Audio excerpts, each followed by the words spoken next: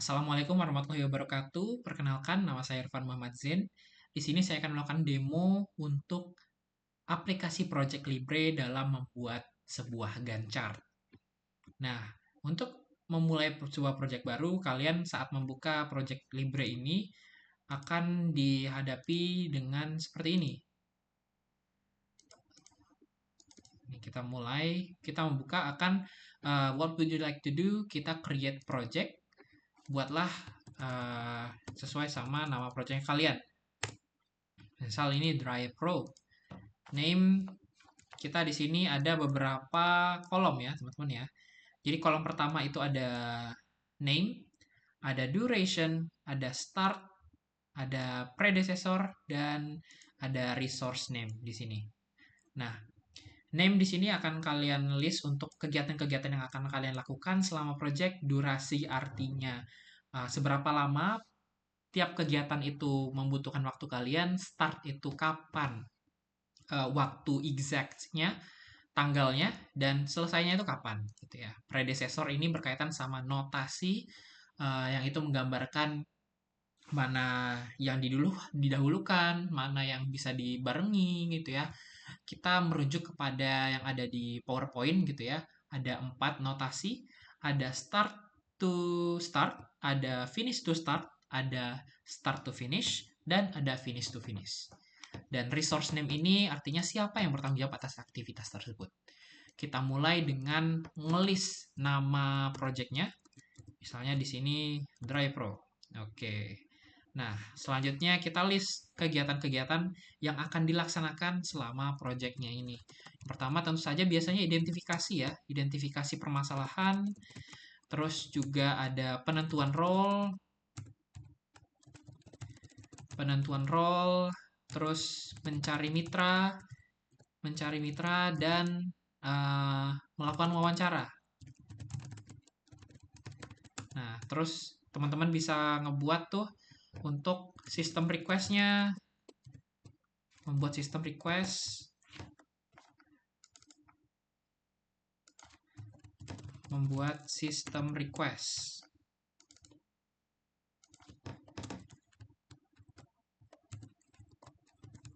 Buat sistem request, terus juga teman-teman membuat sebuah SRS, software requirement specification ya, membuat SRS, terus juga teman-teman bisa membuat UML-nya, membuat UML, terus lalu memulai sprint planning.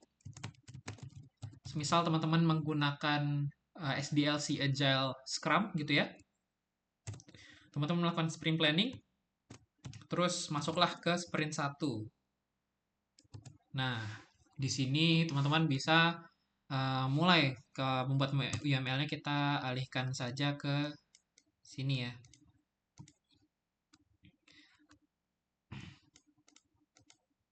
Jadi yang ini taruh sini.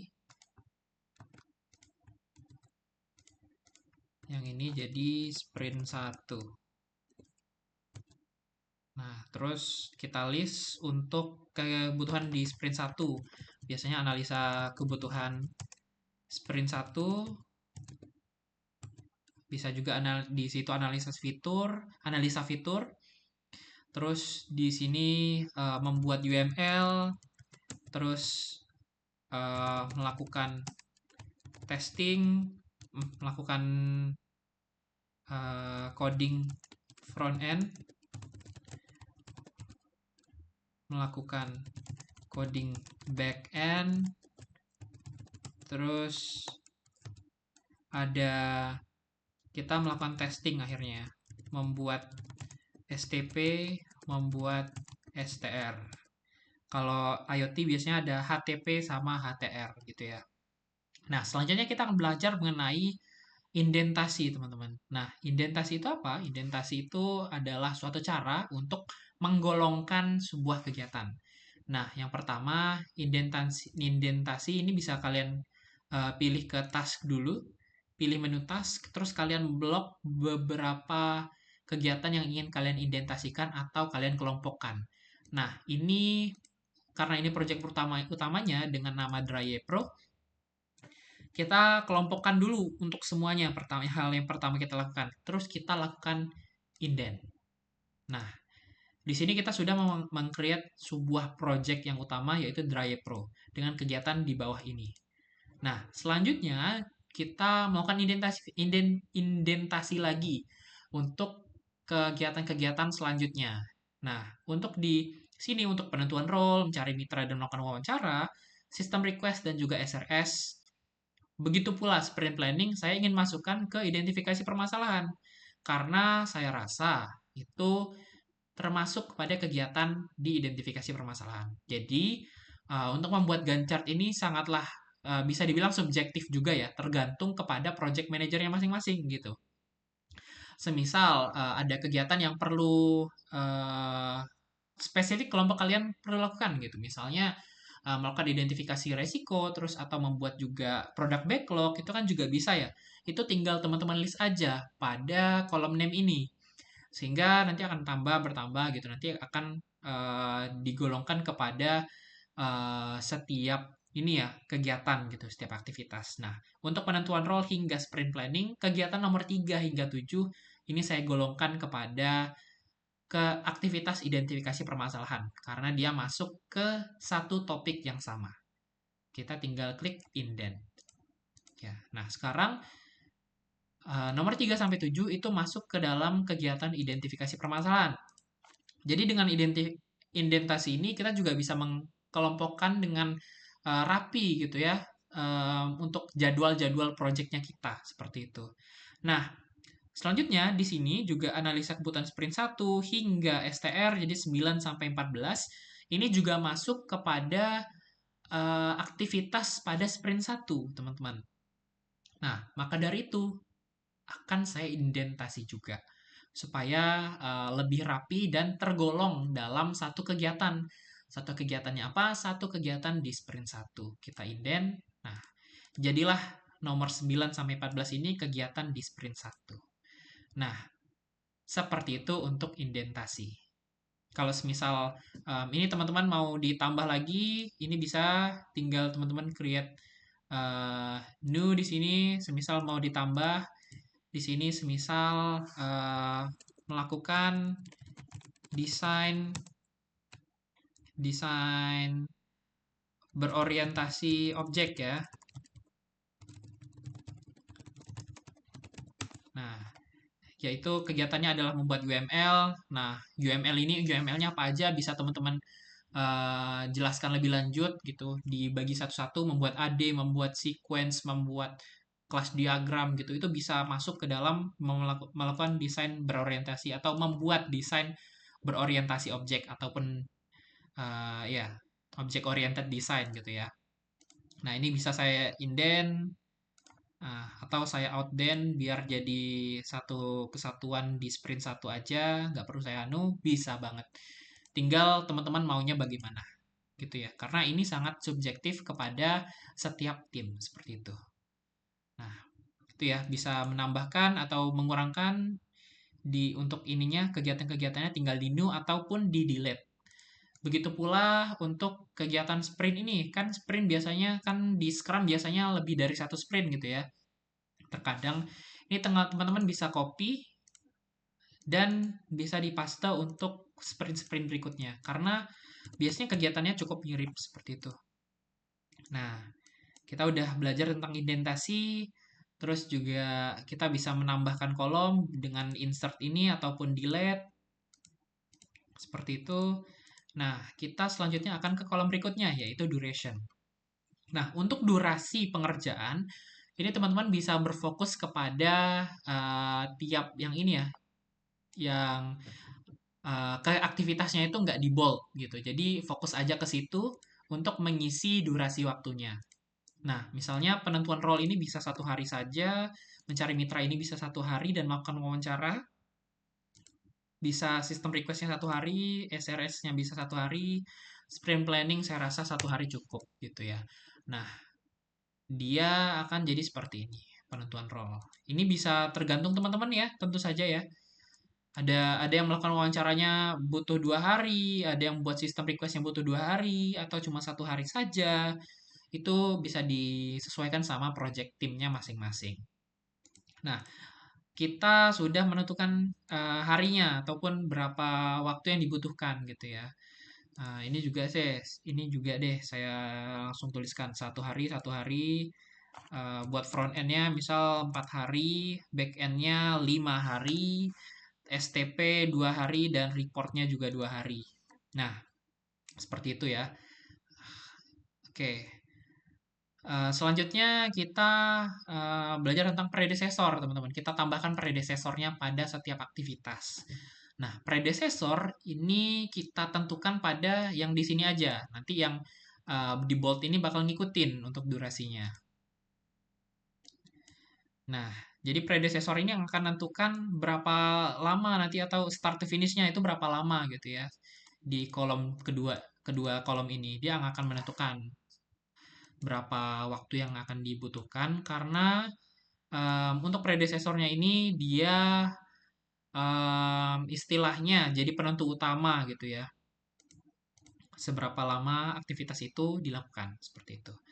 Nah, untuk yang pertama penentuan role, saya rasa oh ya ini karena dia berhubungan antar aktivitas, jadi kita bisa juga pantau ke aktivitas berikutnya. Nah, misalnya mencari mitra dan melakukan wawancara itu bisa saya barengin dengan penentuan role ataupun em, di penentuan role in dulu itu bisa baru mencari mitra dan melakukan wawancara itu juga bisa. Jadi untuk FS ataupun SS itu kadang tergantung juga sama si timnya. Balik lagi. Nah, karena mencari mitra dan melakukan wawancara tadi saya bisa berbarengan dengan penentuan role, jadi saya tulis 3 SS. Sorry, 3 SS. Nah, dia di grafiknya akan muncul seperti ini. Yang artinya kegiatan ini bisa dibarengin.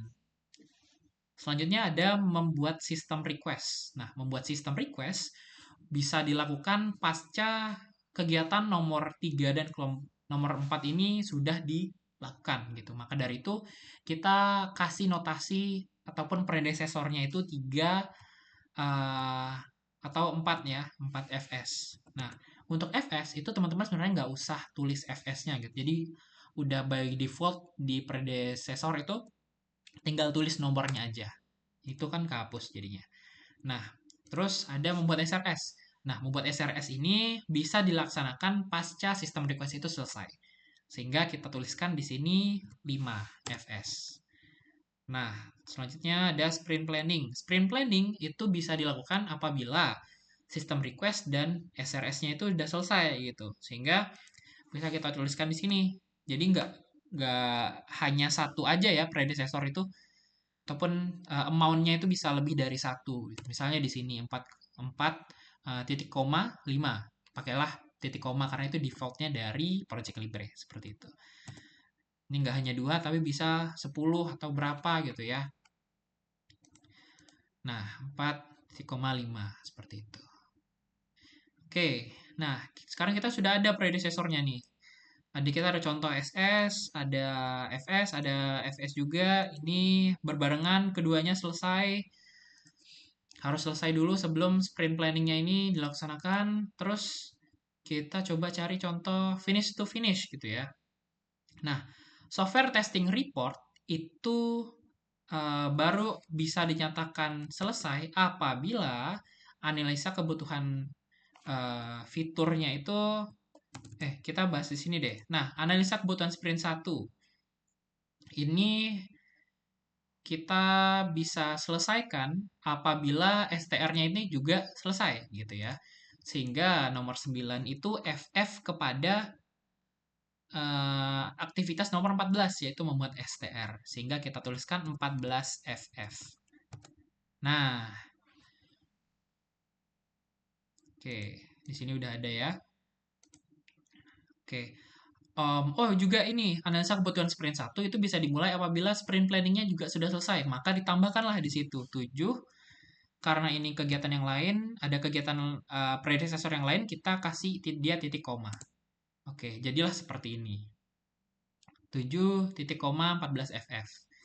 Artinya, kegiatan nomor 9 bisa dimulai apabila kegiatan nomor 7 selesai dan bisa selesai apabila nomor 14 itu juga selesai. Seperti itu ya. Nah, untuk membuat UML kita harus menyelesaikan kegiatan nomor 9 kayak gitu. Nah, ini teman-teman silahkan lanjutkan untuk predesesornya. Seperti itu ya. Untuk aktivitasnya itu silahkan ditambah atau disesuaikan kembali sama kebutuhan timnya itu seperti apa gitu ya. Itu bebas dari kalian sendiri.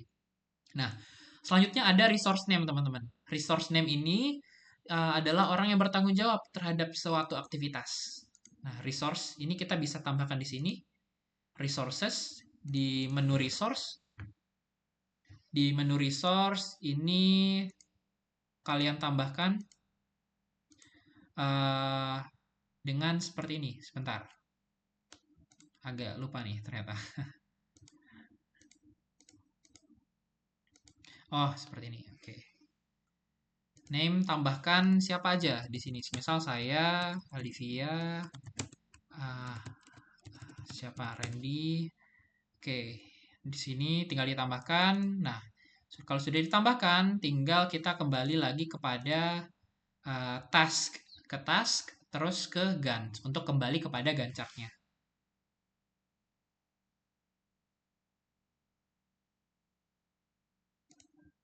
Oke, kita kembali ke Gantt chart-nya, lalu kita tentukan siapa saja yang bertanggung jawab terhadap suatu aktivitas tersebut, gitu ya. Tadi kita udah tambahkan di resource-nya ada 3 orang di sini.